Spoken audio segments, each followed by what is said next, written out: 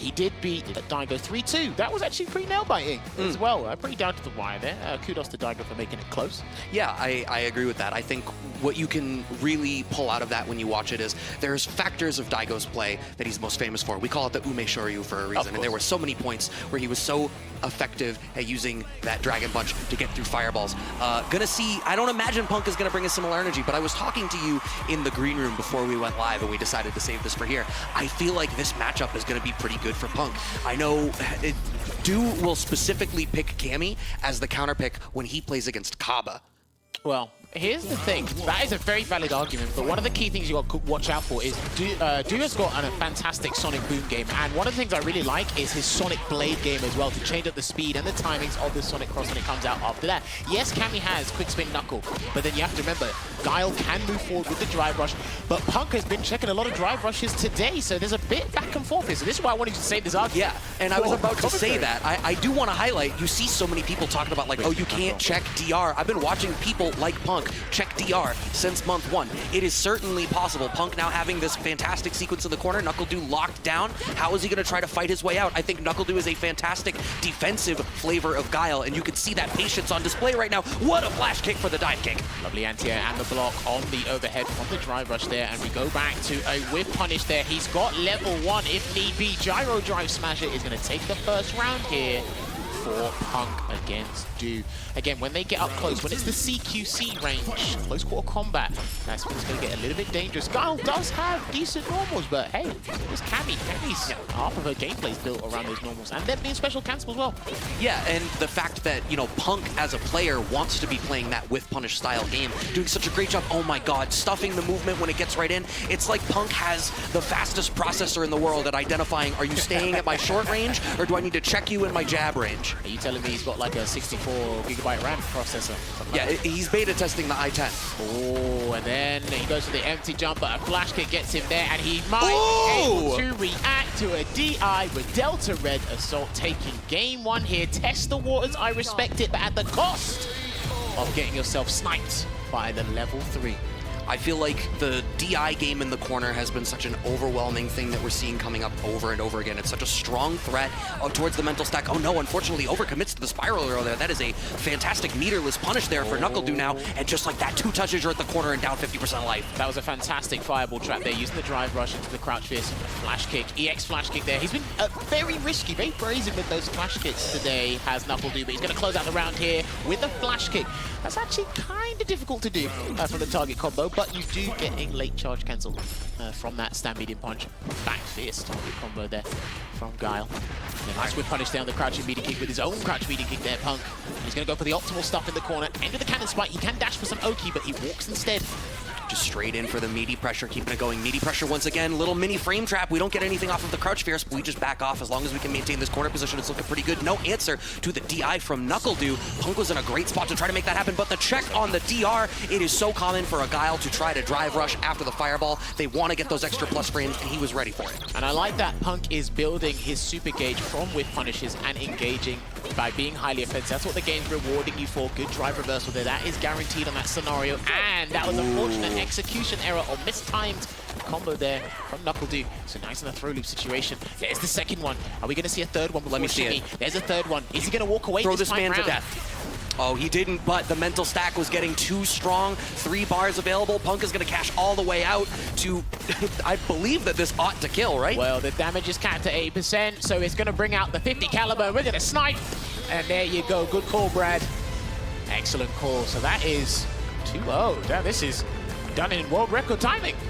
What did I say in the green room, man? I said Du Punk, and it pains me to say it because I love Du. I've been a fan of NuckleDu for a very, very long time, but I just can't help but feel like Punk's approach to this matchup, Du's style of Guile being a little bit more defensive, I feel like that's exactly the wheelhouse Punk wants to play this matchup in, and there's a little bit of deliberation happening here in between. This may well just be NuckleDu trying to take a breather, recenter himself, but I wonder whether, no, it's... Color change. Color change. Color change. Well, look, even in that time, because of how fast you can rematch in the game, you definitely need like a couple 5 seconds to 10 seconds to ruminate and think about it. He's going to have to take the dogfight to Punk now. He's got no choice but to adapt, and like we said, the system allows you to move forward. You can do that. But at what risk? It's going to be at your own peril. Lovely meaty cannon strike there from Punk. Okay. Slam down, that is. A lot of the jump hard punches in this game, they do knock down as an air-to-air or against airborne opponents. So. We didn't have the down charge ready just there. It was just early enough on the jump, I think. This time Punk finds the cross cut as NuckleDu tries to get out of the corner. Cross up connects. You are going straight back into the corner, my friend. Clipped by the extra low. Oh, I don't know. I imagine that was a reset because Punk didn't want to have to spin the bar. Regardless, he utilized that incessant pressure from Cammy's lights. And this is the thing, if you keep blocking, you're going to get punished for blocking. I'm going to say it again, you get punished for blocking in these games now, so he can't block forever. And he doesn't want to risk interrupt with an EX flash kick or even a poorly timed parry attempt. Yeah, there was no whiff punish there on the fierce out of Cammy, but now NuckleDu has managed to send Punk back full screen. But Punk is being having so much success at navigating around the ground game and the fireball game. And you highlighted the strength of Du's fireball game. Fantastic anti-air, and Du getting pushed back to the corner again. Okay, good call here with the crossfire somersault it is. And yeah, here's the thing with NuckleDu Sonic Boom game. He hasn't really been able to illustrate how excellent it is to us right here because of the situation that he's trapped in. And he's losing drive gauge by the second, Brad. Oh, with Punk's life as low as it is, Cammy has access to CA. This is, depending on the starter and how much drive gauge Punk has available to him, if he finds this hit. I think if he gets a medium, a drive rush cancel, I think that's it. Oh, okay. I think he tested the waters there. Now, if he pressed maybe a frame later, he might have been caught by that DI, depending, because that was an overhead, not a light. I think if he pressed a light, I think he lost. Shimmy into the cannon spike. And he's trying to hold up. He's trying to run away here. This is not looking too good. Is he going to go into level 3? No. But the next sequence, anything Du does incorrectly, that will be Delta Red Assault. Well, and also you have to recognize the threat of the level 3 against the Fireball character. Du's game is a little bit stymied right now. Oh, no! Oh. That's going to be it. He was too greedy. You can see it. He knew it. He was so tempted. He was all basically goaded into doing that DI situation, but it was too obvious there. Punk with the jump out and taking it 3-0 very convincingly. You won your argument, Brad. Yeah, I mean, well, I think Punk won the argument for me. I can only take so much credit for it. That was Punk's performance, and I think you said goaded him into the DI. That's really, I think, the spirit of that whole matchup. Punk was eliciting responses out of Du that worked. Sending it over for the interview with our winner now.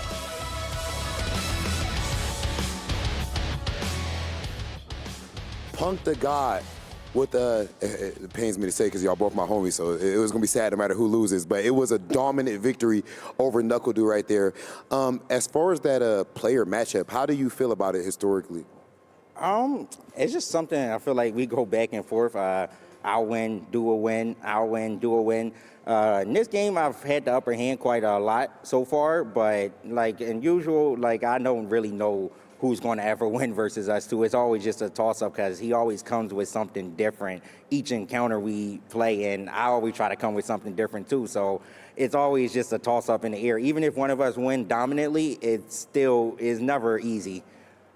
سألنا بانك إن في مباراته قبل شوي اللي كنت ضد NuckleDu إن بالنسبة له كيف كان الماتش اب، يعني صحيح إنه كان يلعب بكامي ضد جول، كيف كانت المباراة بالنسبة له؟ وقام قال إنه بالنسبة له ما كانت ممكن تفرق لأن على يعني على حسب الوضع المباراة، إذا خلينا نقول تكون تقريبا كأنها مايند جيم، يعني مرة تروح له ومرة تروح لNuckleDu، فإنه شلون يقدر يقراها بشكل أفضل وبيتفوق في المباراة. وبشكل عام إنه صحيح إن المباراة ممكن انتهت بنتيجة 3-0 لصالحه، بس يقول تراها ما كانت سهلة لأنه ممكن كانت تروح برضو عليه 3-0 برضو لصالح NuckleDu، فالمباراة كانت جدا صعبة.